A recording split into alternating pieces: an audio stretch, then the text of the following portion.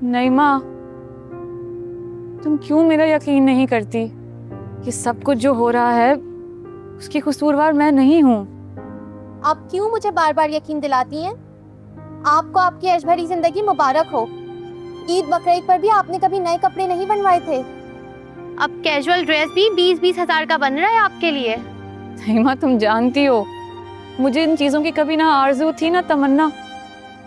मैं तो पता नहीं उस जुर्म की सजा काट रही हूँ।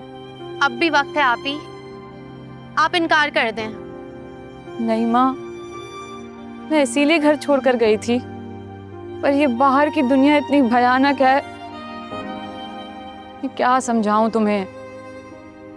लेकिन तुम्हारे पास तो सब कुछ होगा, इतना बड़ा बिजनेस रन करने जा रही हो तुम, फिर क्यों एक सौदागर के लिए खुद को तरपा रही हो?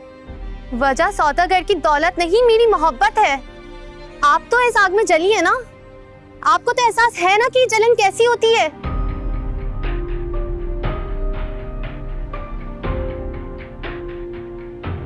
नहीं माँ, सुनो तो।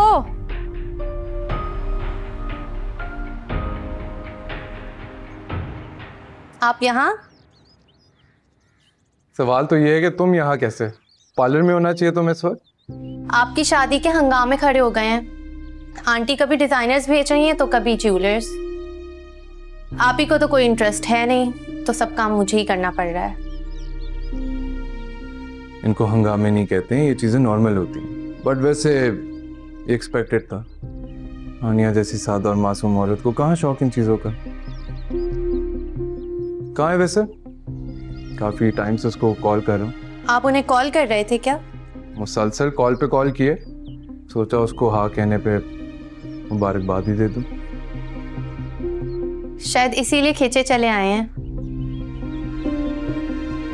नहीं, दरअसल कुछ ज़रूरी लीगल डॉक्यूमेंट्स हैं, ये साइन करवाने हैं उससे। Legal documents? क्या कुछ और आप ही के नाम कर रहे हैं? कुछ और आपकी आप ही के नाम मैंने तो अपनी हस्ती चढ़ा दी, अपना नाम, बिजनेस, अपनी बेटी, और क्या चाहिए उसे। ये कोई और डॉक्यूमेंट्स हैं, आप जाइए उनको बुला के लाएं।